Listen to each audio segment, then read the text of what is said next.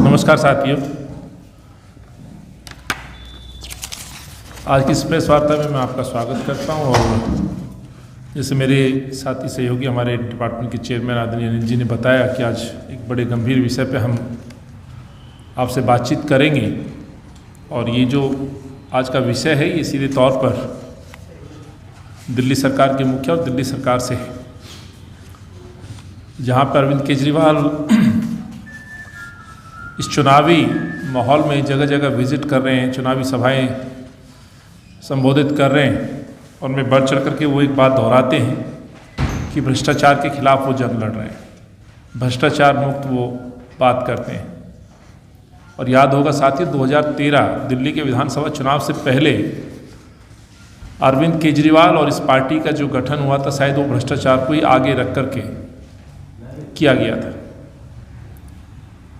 और भी कई ऐसे मुद्दे और मसले उन्होंने रखे थे, वो अलग बात है कि आज तक उन पर रत्ती भर भी काम नहीं हो पाया। लेकिन जो सबसे बड़ा आए दिन जो झूठ बोलते हैं भ्रष्टाचार को लेकर के, ये झूठ बोलने की नींव उन्होंने 2013 से ही रख दी थी।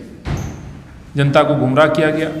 उस समय की तत्कालीन जो सरकार थी, गवर्नमेंट थी, शीला जी या कांग्रेस की सरकार थी, उसको लगातार इस तरह के आरोप प्रत्यारोप लगाए गए कि दिल्ली की आवाम या दिल्ली की जनता के सामने उनको पूरी तरह से आरोपित तय कर दिया। साथियों, में भ्रष्टाचार की जब बात आती है तो सवाल ये खड़ा होता है कि भ्रष्टाचार के खिलाफ लड़ कैसे सकते हैं, रोक कैसे सकते हैं, क्या उन पर कार्रवाई हो सकती है, कानून में क्या व्यवस्थाएं कर सकते हैं। साथियों, जब कांग्रेस और शीला जी की सरकार होती थी, याद होगा उस समय भी जहां पर जांच एजेंसी या पुलिस महकमे की मैं बात करूं, वहीं पे इंटरनल डिपार्टमेंट हो या चुने प्रतिनिधि हो, उनको लेकर के भी एक व्यवस्था थी। और व्यवस्था थी कि लोकायुक्त के रूप में यदि किसी अधिकारी, कर्मचारी, नेता पे कोई आरोप हो, कंप्लेंट हो, तो वो लोकायुक्त के पास जाकर के अपनी बात कह सकता है। लेकिन उस दौरान अरविंद केजरीवाल ने लोकायुक्त को नकारते हुए जन लोकपाल की बात की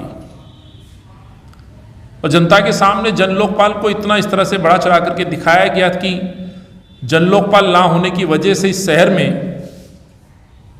पूरी तरह से भ्रष्टाचार का हावी है और भ्रष्टाचार की वजह से हर व्यक्ति, हर वर्ग परेशान है। और एक झूठ को इस तरह से परोसा गया कि दिल्ली की जनता को ये बताया गया कि जैसे वो आएंगे जन लोकपाल इस दिल्ली को देंगे, जो देश की राजधानी एक मॉडल बनेगी। सो साथियों, मैं आज वही जन लोकपाल और लोकायुक्त के ऊपर इस सरकार से कुछ प्रश्न पूछना चाहता हूं। भ्रष्टाचार के ऊपर कुठाराघात और जो कहते हैं कि भाई हमने भ्रष्टाचार काबू में ला दिया, तो कुछ ऐसे आंकड़े हैं जो शायद अपने आप में सिद्ध करेंगे कि अरविंद भ्रष्टाचार को खत्म करने के लिए लोकायुक्त या जन लोकपाल तो ला नहीं पाए, लेकिन अपनी पूरी पार्टी के लोगों को भ्रष्टाचार में लिप्त कर दिया, जिसमें वो खुद भी सम्मिलित है। मैं साथियों फिर से वही शुरू करता हूं कि जन लोकपाल को जिस तरह से सामने रखा गया, मुझे नहीं मालूम ये जन लोकपाल कहां है। आज स्थिति ये हो गई है, जन लोकपाल को भी ढूंढने के लिए शायद कोई एसआईटी का गठन होना चाहिए कि आखिर जन लोकपाल है कहां पे। 7 साल हो गए, अरविंद से पूछना चाहता हूं। और यही वो जन लोकपाल की नियुक्ति थी जिसके ऊपर उन्होंने 49 दिन की शायद सरकार को ये कहते हुए विड्रॉ कर लिया था कि मैं पूर्ण बहुमत के साथ आऊंगा और जन लोकपाल लेकर के आऊंगा। हालांकि उस समय भी जब कांग्रेस ने समर्थन दिया था तो जन लोकपाल को प्रायोरिटी देते हुए कि आप जन लोकपाल लाइए, हम आपका समर्थन करते हैं। ये सबसे बड़ा एक कारण था इस कांग्रेस का कि भाई वाकई भ्रष्टाचार और आपने कांग्रेस पर आरोप लगाए तो दूध का दूध, पानी का पानी होना चाहिए। इस शहर को या इस देश के अंदर कोई भी व्यक्ति भ्रष्टाचार मुक्त शासन की उम्मीद रखता है। ये अरविंद पे विश्वास स्थापित किया था, लेकिन ना आज तक जन लोकपाल बन पाया। जन लोकपाल के लिए जो ड्राफ्ट तैयार किया गया, आप जानते हैं कि उसको किस तरह के नाम उनके अपने सहयोगी तत्कालीन जो उनके नेता थे उन्होंने किस तरह की टिप्पणी की। जन लोकपाल शायद जोकपाल बन के रह जाए, यहां तक की भी टिप्पणियां थी। और इसलिए मैंने कहा कि आज जन लोकपाल कहां है, कौन सी फाइल में दबा हुआ है, ये कहां है, इसके लिए जांच होनी चाहिए कि आखिर केजरीवाल क्यों जन लोकपाल पर आगे नहीं बढ़ पाए। तो आज सबसे बड़ी जरूरत है जन लोकपाल को खुद तलाश करने की। एक और सूचना के अनुसार मैं कहना चाहता हूं और ये बड़े दावे के साथ कहना चाह रहा हूं कि अरविंद केजरीवाल न केवल अपने बल्कि अपने सहयोगी मित्र भाजपा के नेताओं को भी बचाना चाहते हैं। इसीलिए सबसे बड़ा कारण जो हमें लगता है, और ये मेरा केवल आरोप नहीं, ये सत्य है कि लगभग 68 विधायकों को उस समय संपत्ति का नोटिस दिया गया था ब्यौरा जमा कराने का। 68 विधायकों को, दिल्ली के 68 विधायकों को रेखा क्षेत्रपाल जी ने उस समय नोटिस दिया था कि आप अपनी संपत्ति का ब्यौरा दीजिए। यदि नया कोई लोकायुक्त आएगा तो सबसे पहले उस नोटिस पे संज्ञान जरूर लेगा, और यदि वो नोटिस पे संज्ञान लेगा तो इनको अपना संपत्ति का ब्यौरा जमा कराना पड़ेगा। इसीलिए पहले तो 68 लोगों को बचाने की साजिश अरविंद केजरीवाल कर रहे हैं कि आखिर आप संपत्ति का ब्यौरा क्यों नहीं जमा कराना चाहते। दूसरा मैं कहना चाहता हूं साथियों, इनके एमएलएस के ऊपर इतने भारी आरोप हैं कि लगभग 38 विधायकों पर बड़े संगीन आरोप हैं। अभी वर्तमान में जो एमएलएस हैं, जिसमें आम आदमी पार्टी के और भाजपा के दोनों ही लोग हैं, इन आरोपों की जांच कौन करेगा? ना केवल आपराधिक बल्कि भ्रष्टाचार के मामले भी हैं। और कुछ एमएलएस का यदि मैं जिक्र करूं साथियों, तो ये बिल्कुल सिद्ध हो जाता है कि अरविंद केजरीवाल अपने विधायकों को और अपने नेताओं को बचाने के लिए ही शायद अब तक लोकायुक्त की नियुक्ति पर काम नहीं कर रहे हैं। ना लोकायुक्त होगा, ना सुनवाई होगी, ना इनके भ्रष्टाचार के मसले जनता के सामने आ पाएंगे।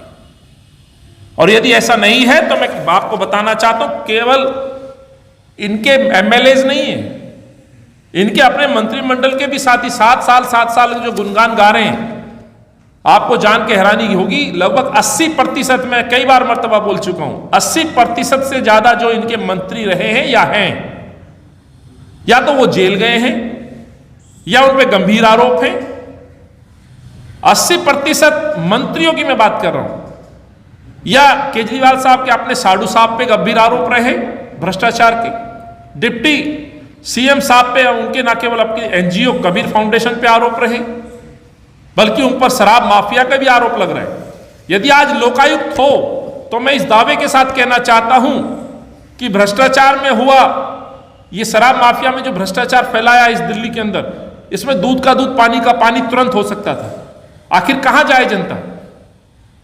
दीप मल्होत्रा कौन है? नोवा गारमेंट प्राइवेट लिमिटेड कौन है? पंजाब में जो पैसा बहाया गया वो कहां से आया? इन पे संगीन आरोप है। कई जगह शराब के ठेके इस तरह से खोल दिए गए जहां परमिशन नहीं है। ये जांच के विषय है, कहां जाए लोग? उन पे कोई सुनवाई नहीं। क्लासरूम घोटाला है, शराब के लाइसेंस का घोटाला है, ये मनीष सिसोदिया पे आरोप है। वैसे सोमनाथ भारती पे अपनी पत्नी और महिला उत्पीड़न के आरोप, गंभीर आरोप हैं, जिसपे वो जेल जा चुके हैं। अपनी धर्म पत्नी पर अपने पालतू कुत्तों को छुड़वाना, कटवाना, ये उनके अपने मंत्री पे जो कानून मंत्री भी थे। वैसे ही कानून मंत्री जो आज भी एमएलए है, जितेंद्र तोमर, फर्जी डिग्री, ना केवल 420 का मुकदमा है, दूसरा मंत्री। तीसरा इमरान हुसैन, जिस पर राशन घोटाला, ऑक्सीजन सिलेंडर की चोरी के आरोप हैं। ये मैंने नहीं बनाए, ये नौरत्न अरविंद केजरीवाल ने बनाए हैं। एक अरविंद केजरीवाल ने रामला मैदान में चुन चुन के कहा था, चुन चुन के हीरे मोती लेकर के आया हूं। मैं उनके कोहिनूरों की आपकी कहानी सुना रहा हूं। ये अरविंद केजरीवाल के कोहिनूर हैं जो अरविंद ने चुने हैं। अमानतुल्लाह खान साहब पर गंभीर आरोप है वक्फ बोर्ड का घोटाला। ये मैंने नहीं चुना, ये अमानतुल्लाह को, इस भ्रष्टाचारी को भी अरविंद केजरीवाल ने बनाया है। कई तरह के आरोप हैं दंगे में, जिस तरह से संस्थाओं से पैसे वसूलने की भी कंप्लेन है, वो कंप्लेन बन के रह जाती है। क्यों आखिर जांच नहीं हो रही है? क्या बचाने की साजिश है? सत्येंद्र जैन को लेकर के खुद टिप्पणी कर चुके हैं कि शायद सीबीआई, ईडी कभी भी सत्येंद्र जैन को गिरफ्तार कर सकती है। उनका गिरफ्तार होना तय है कि सत्येंद्र जैन पर एक आरोप नहीं है, सैकड़ों आरोप हैं। आरोप पैसे का लेन देन, आरोप भ्रष्टाचार का है, आरोप ईडी के हैं। लेकिन आखिर क्यों अभी तक बचे हुए, ये बड़ा प्रश्न है। इनकी जांच कौन करेगा? वैसे इनके दूसरे मंत्री सत्येंद्र जैन पीडब्ल्यूडी मिनिस्टर है, राजेश पाल गौतम मंत्री हैं, इन पर भी जमीन कब्जाने का आरोप है। अरे होने दो भी जांच, दूध का दूध पानी का पानी होना चाहिए। ईमानदार राजनीति की शुरुआत करने आए थे अरविंद केजरीवाल, क्यों बचाना चाहते हैं? किसी ने कंप्लेंट दी, जांच तो हुई है। इसलिए मैंने कहा, जब हम लोग पार्षद थे, पार्षद एमएलए पर आरोप लगे थे, जांच हुई, दूध का दूध पानी का पानी हुआ। उस समय याद होगा कई इमारतों की बिल्डिंगें तोड़ी भी गई थी अनऑथराइज कंस्ट्रक्शन में, पर जांच तो हुई लोकायुक्त के कहने पर, जिसमें हम सब ने भी जवाब दिया अपने अपने मकानों को लेकर के। एक बड़ी कंप्लेंट हुई थी। लेकिन आज अपने विधायक और मंत्रियों को बचाने की साजिश की जा रही है। कैलाश गहलोत मंत्री है साहब, डीटीसी घोटाले को हम बाकायदा हम प्रूव कर चुके हैं, हमने कंप्लेंट दी है, जांच हो रही है, सीबीआई जांच हो रही है। आखिर सीबीआई तक जाने की जरूरत क्यों हुई? लोकायुक्त होता तो शायद हम लोकायुक्त के साथ पहले बातचीत करते, वहां जाकर के हम जांच की गुजारिश कर सकते थे। कैलाश गहलोत पर आरोप, ये मैंने मंत्रियों का भी आपको हाल सुनाया है। राघव चड्ढा जिसमें दिल्ली जल बोर्ड का घोटाले का आरोप है, लेकिन केजरीवाल साहब एक बात कहते हैं जी, विपक्ष आरोप लगा रहा है जी, कोई दम नहीं है। अरे ठीक है भाई, आरोप हो रहा, जांच होने दीजिए ना, लोकायुक्त को बनाइए, लोकायुक्त के पास जाने दीजिए, लोकायुक्त तय करेगा। आप अपने आप को सिद्ध करिए, केवल बयान दे करके आप अपने आप को ईमानदार साबित नहीं कर सकते, ये मैं कहना चाहता हूं। लोकायुक्त की नियुक्ति याद होगा कांग्रेस के समय से लगातार थी, और मैं एक उदाहरण के साथ कहना चाहता हूं, 2002 से लेकर के 2007 तक मैं भी निगम पार्षद था। मैंने बहुत नजदीक से देखा लोकायुक्त की कार्यप्रणाली को भी देखा, उसका मकसद भी हमें मालूम है कि ये लोकायुक्त शहर में किसी अधिकारी, कर्मचारी, नेता कोई संगीन कोई आरोप या कोई कंप्लेंट है, शिकायत है, तो उस पर जन सुनवाई होती थी और कंप्लेंट करने वालों को न्याय मिलने की उम्मीद रहती थी। ऐसा ही एक वाक्य उस समय आया था कुछ पार्षदों को लेकर के। तत्कालीन उस समय की एक पार्षद होती थी, उसने एक आरोप लगाया था दिल्ली के तमाम पार्षदों पर लोकायुक्त के यहाँ, और लोकायुक्त के यहाँ लगातार पेशी हुई थी। सब लोगों ने जाकर के लोकायुक्त के यहाँ जाकर के अपने आप को प्रूव किया था कि आरोप निराधार है। उस समय तोड़फोड़ का इशू था, तोड़फोड़ को लेकर के ये बताया गया था कि लोगों के इलीगल मकान हैं, नक्शा नहीं पास है एमसीडी से, इस तरह के आरोप हैं। और बहन प्रीति, मैं नाम भी मेंशन कर देता हूं, बहन प्रीति की कंप्लेंट पे लोकायुक्त के यहाँ कंप्लेंट हुई थी और तमाम लोगों की जांच हुई थी, जिसमें एमएलए भी थे, पार्षद भी थे, मंत्री भी थे, और लोकायुक्त के यहाँ से अपने एक सर्टिफिकेट की नहीं मेरा मकान सही है, सबने अपने आप को प्रूव किया था। अफसोस ये है कि लोकायुक्त जो इस शहर में कहीं ना कहीं भ्रष्टाचार या इन प्रतिनिधियों पर लगने आरोपों की जो जांच करता था, सुनवाई करता था, आज वो लोकायुक्त की नियुक्ति बिल्कुल खाली पड़ी है। एक हमने सूचना के अधिकार के तहत ये जानकारी मांगी, कहीं ऐसा ना हो कि अरविंद फिर झूठ बोल दे कि कांग्रेसी तो झूठ बोल रहे हैं। तो ये वो आरटीआई है, मैं आपको दिखाना चाहता हूं, ये 24/1/2022 का जवाब है। ये 24 जनवरी की आरटीआई का जवाब है, जिसमें हमने जवाब मांगा था कि लोकायुक्त की नियुक्ति हुई है या नहीं हुई है। इसकी कॉपी मैं आपको दूंगा, अभी आपको भी हम ये प्रस्तुत करेंगे, एक एक कॉपी इसको जरूर पढ़िएगा। इसमें एक सवाल पे हमने पूछा था कि कब लोकायुक्त की पोस्टिंग है या नहीं है, नियुक्ति हुई है या नहीं हुई, नहीं हुई तो कब से नहीं हुई। इसमें सीधे तौर पर जवाब दिया गया है, ऑनरेबल लोकायुक्त की जो पोस्ट है वो खाली है, और जो खाली की जो तारीख है वो 12 यानी कि 16/12/2020 2020 दिसंबर से ये पद खाली है, और आज 2022 चल रहा है। आप अंदाजा लगा सकते हैं कि लोकायुक्त कितना महत्वपूर्ण पद है, और उसको खाली छोड़ देना। तो जो व्यक्ति बात करता था जन लोकपाल, लोकायुक्त, नेताओं पे लगने वाले भ्रष्टाचार, उनके खिलाफ जांच, तो आज वो व्यक्ति के अपने कार्यालय से, ये लोकायुक्त के कार्यालय से आरटीआई का जवाब है। ये मैं नहीं बोल रहा हूं केवल आरोप लगाने के लिए नहीं, मैं तथ्यों के सामने आपके सामने पेश हूं, और हमेशा मैं जब भी आया हूं तो तथ्यों के साथ आया हूं। आज वही एविडेंस मैं आपके बीच लेकर के आया, ये मैं आपको प्रस्तुत करूंगा। सवाल ये कि पद खाली क्यों है? जो व्यक्ति भ्रष्टाचार के खिलाफ जंग लड़ना चाहता था, भ्रष्टाचार खत्म करना चाहता, तो इससे बड़ा उदाहरण क्या हो सकता है कि लोकायुक्त को उन्होंने बिल्कुल ही धीरे धीरे खत्म कर दिया। 2015 से 2020 के बीच में रेखा क्षेत्रपाल जी यहाँ की ऑनरेबल लोकायुक्त हुआ करती थी। पहले तो उनकी नियुक्ति को लेकर के बड़े प्रश्न हुए थे, झगड़े दिखाई दिए थे, असहमति दिखाई दी थी, लेकिन उन्होंने किसी तरह से अपना जब कार्यकाल पूरा किया, और उस कार्यकाल में भी आपको सुन के हैरानगी होगी, आम आदमी पार्टी के और दिल्ली सरकार में तमाम एमएलए को जब ये नोटिस जारी हुआ कि अपनी संपत्ति का ब्यौरा जमा कराइए, तो अरविंद केजरीवाल के वो टारगेट पे आ गई। आप अंदाजा लगा सकते हैं कि किस तरह का मुख्यमंत्री अपने विधायकों को बचाने के लिए, जो भ्रष्टाचार के खिलाफ जंग लड़ने की बात करता था, उन भ्रष्टाचारियों को बचाने के लिए काम करने लगा।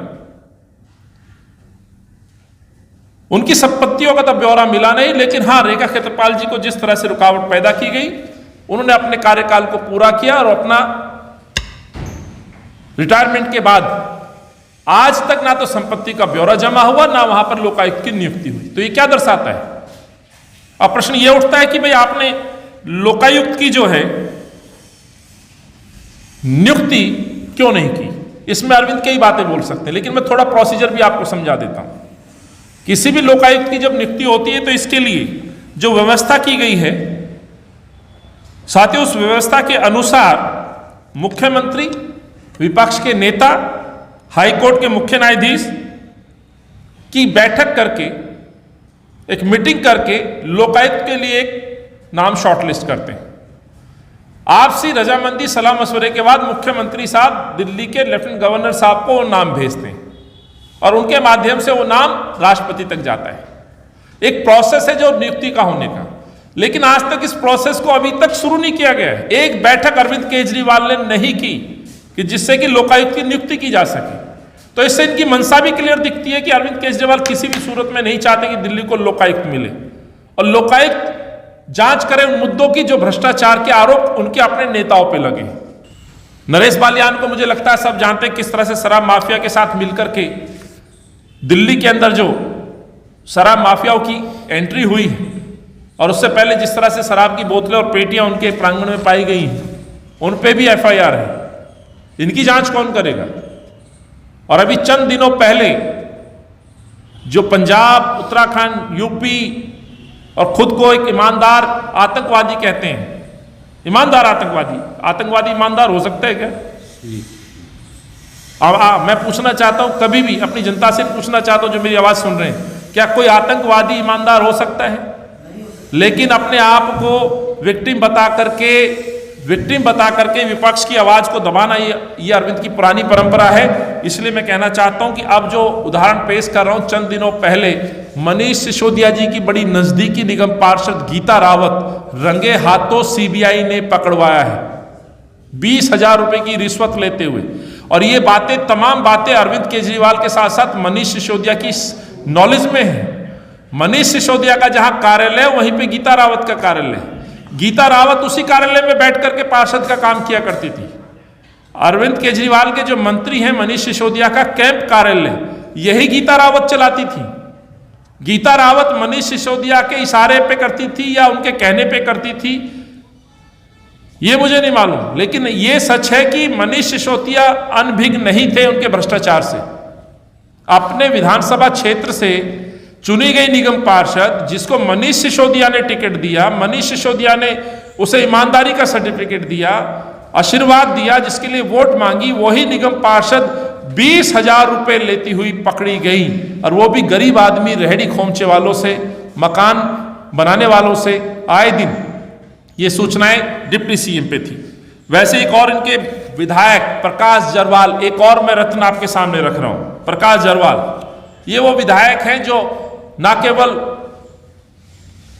पानी माफिया, टैंकर माफिया को कंट्रोल करना चाहते थे, बल्कि महीना बांधते थे, उनका उत्पीड़न करते थे। और वहां पर एक डॉक्टर जो पानी का काम करता था वो सुसाइड कर लेता था, गंभीर आरोप है, जेल काट के आए हैं। आज तक अरविंद केजरीवाल ने उन्होंने अपनी पार्टी से नहीं निकाला। क्यों नहीं निकाला सभी जानते हैं। चीफ सेक्रेटरी के साथ की गई मारपीट में जो एमएलए शामिल थे उनमें एक बड़ा नाम प्रकाश जरवाल है। तो चीफ सेक्रेटरी के साथ मारपीट करने वाले विधायकों के साथ क्या हुआ? क्यों उनको माफी दी गई? क्यों आज तक पार्टी में अरविंद केजरीवाल उस पर नहीं बोलते हैं और बात करते भ्रष्टाचार के खिलाफ जंग लड़ने की? जहां आम आदमी पार्टी भ्रष्टाचार में पूरी तरह से लिप्त है, वहीं पे बीजेपी के नेताओं को बचाने के लिए भी आम आदमी पार्टी ने लोकायुक्त की नियुक्ति नहीं की। ये मैं कहना चाहता हूं। यदि ऐसा होता तो साथियों 15 साल में जो भ्रष्टाचार एमसीडी में फैला है, इससे बड़ा उदाहरण नहीं हो सकता था कि पिछले 2017 के चुनाव में बीजेपी ने एक एक अपने सिटिंग निगम पार्षद की टिकट काटी, ये कहते हुए काटी कि ये सब लोग बेईमान हैं, भ्रष्टाचारी हैं। पर ये भ्रष्टाचारी 5 साल बाद ही क्यों याद आते हैं? आखिर भाजपा उनको आखिरी 5 साल में क्यों हटाती है? स्वाभाविक सी बात है साथियों, 5 साल इनसे पैसे उगाए जाते हैं, इनसे पैसे लिए जाते हैं और लास्ट के 5 साल में कहते हैं कि ये बंदा भ्रष्टाचारी है। और ये ऐसा नहीं होता तो 4 पार्षदों 5 पार्षदों को इन्होंने अभी चंद दिनों पहले अपनी पार्टी से बाहर किया है, जिसमें पूजा मदान, रजनी पांडे, संजय ठाकुर जैसे लोग हैं। बीजेपी निकालती है, आम आदमी पार्टी उन्हें अपने पास बैठाती है। ये उदाहरण है इस बात का कि दोनों लोग मिलकर के, दोनों पार्टी के नेता लोग मिलकर के एक दूसरे को बचाने की कोशिश कर रहे हैं। अन्यथा होम मिनिस्टर साहब से मैं पूछना चाहता हूं कि लोकायुक्त की नियुक्ति पर आपने अभी तक क्यों स्टैंड नहीं लिया। दिल्ली के लेफ्टिनेंट गवर्नर साहब से भी मैं पूछना चाहता हूं कि आखिर लोकायुक्त की नियुक्ति क्यों नहीं हुई।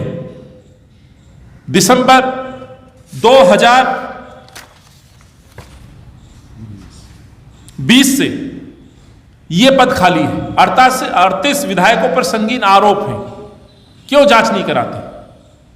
लोकायुक्त की नियुक्ति पिछले 11-12 महीने से बिल्कुल खाली पड़ा है। पद ना केवल उनका पद खाली है, बल्कि उनका सहयोगी जो असिस्टेंट का उनका जो पीएस वो भी पद खाली है।